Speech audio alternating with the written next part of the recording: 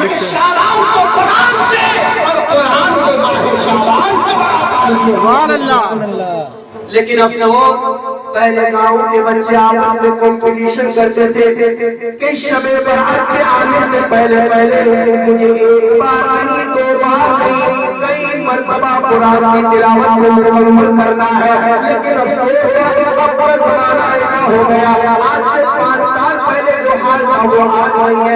बाप को फिक्र नहीं कि शबे बरात का चांद निकल आया, बच्चों को खबर नहीं कि माह शाबान का चांद निकल आया है। कुरान की तिलावत जारी करनी चाहिए कि नहीं? जी मुसलमानों, हम पर जो बच्चों का हक तो हमारे ऊपर है। बीवी का हक शोहर पर है, शोहर का हक बीवी पर है, बीवी का हक शोहर पर है।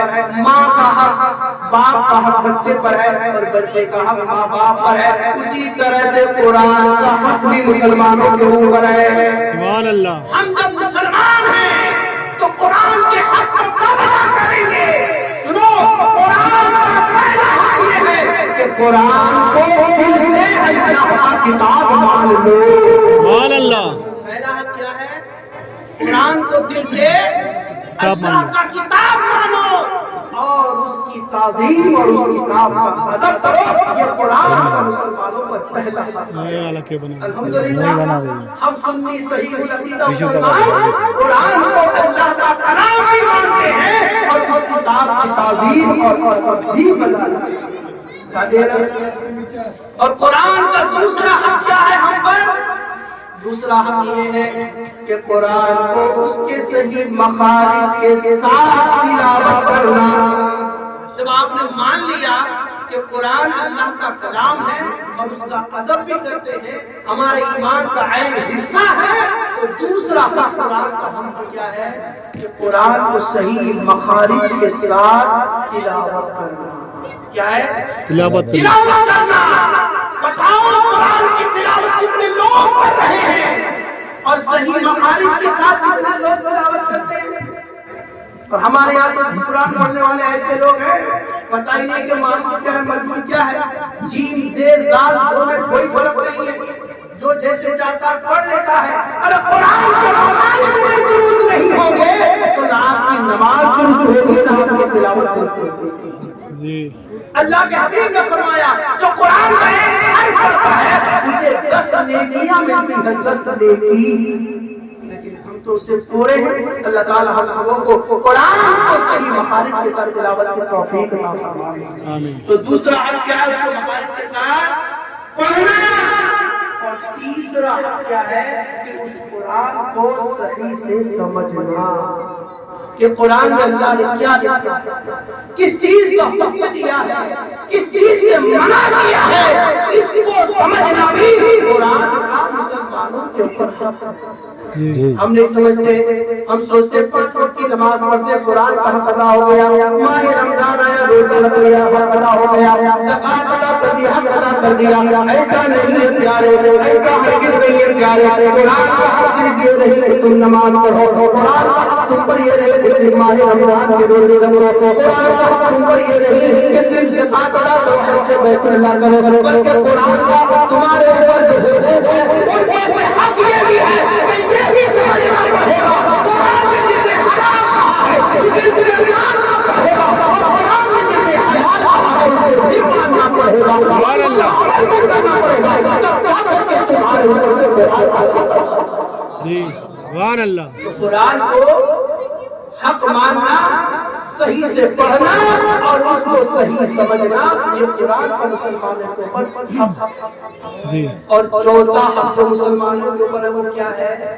कुरान को जब आपने पढ़ लिया, जब आपने समझ लिया और उस पर अमल करना भी ये मुसलमानों पर कुरान का हक है। समझ गए? और आखिरी हक कुरान का हमको ये है कि जिसको हमने माना, जिसको हमने सही से पढ़ा, जिसको हमने समझा, जिस पर हमने अमल किया, और कुरान की तालीमात के दूसरे को पहुंचाना भी ये कुरान का हक। इसलिए मुसलमानों, माह शाबान की शुरुआत हो चुकी है। अपने अपने घरों में कुरान की तिलावत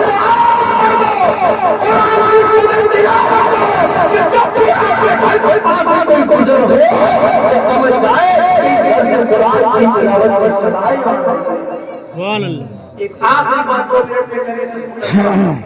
एक सहाबी रसूल है बारगाह रिसालत में सल्लल्लाहु अलैहि वसल्लम में हाजिर हुए और अर्ज करने लगे, या रसूल अल्लाह, जब मैं अपने घर में कुरान की तिलावत करता हूँ तो मैंने क्या देखा कि मेरा घोड़ा झिझियाने लगता है।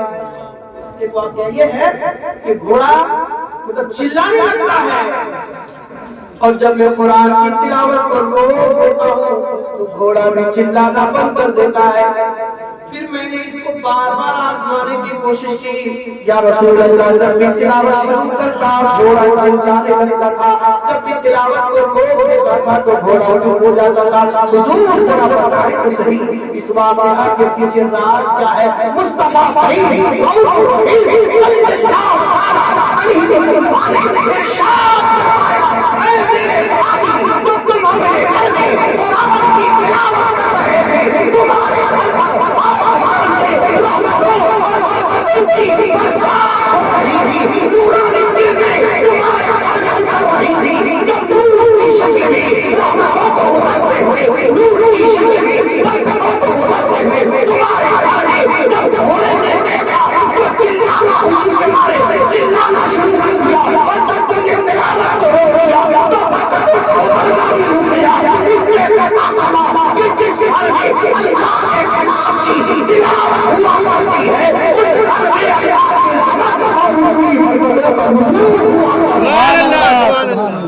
उस घर में कुरान की तिलावत से बरकतें उतरती है, रहमतें उतरती है।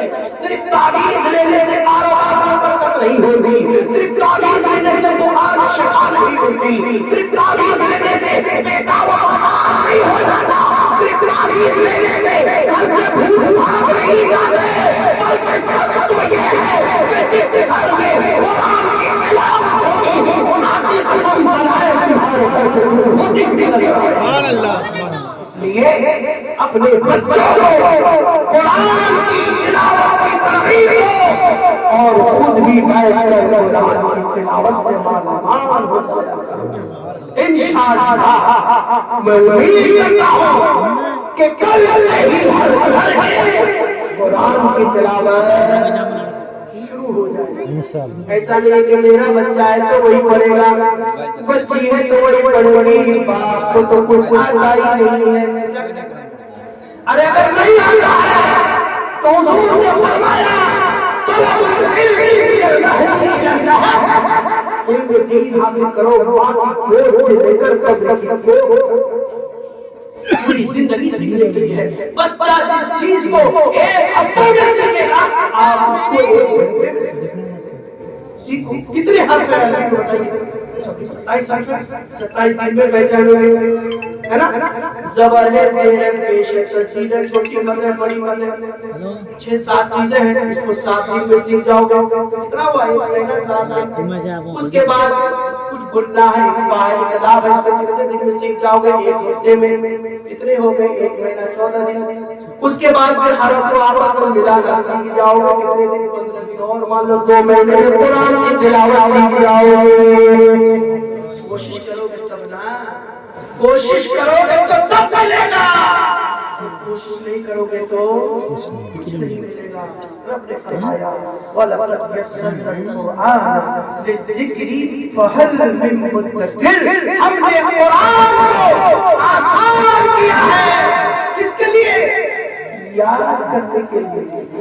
फहल मिन मुद्दकिर, क्या है तुम में से कोई याद करने वाला? अल्लाह कह रहा है तुम में याद करने वाला, तो लब्बैक अल्लाहुम्मा लब्बैक कहो और हम तेरे बंदे तेरे कलाम को याद करने के लिए हाजिर हैं। सुभान अल्लाह, सुभान अल्लाह। और सुनो, जो कुरान को याद करता है उसका फायदा क्या होता है?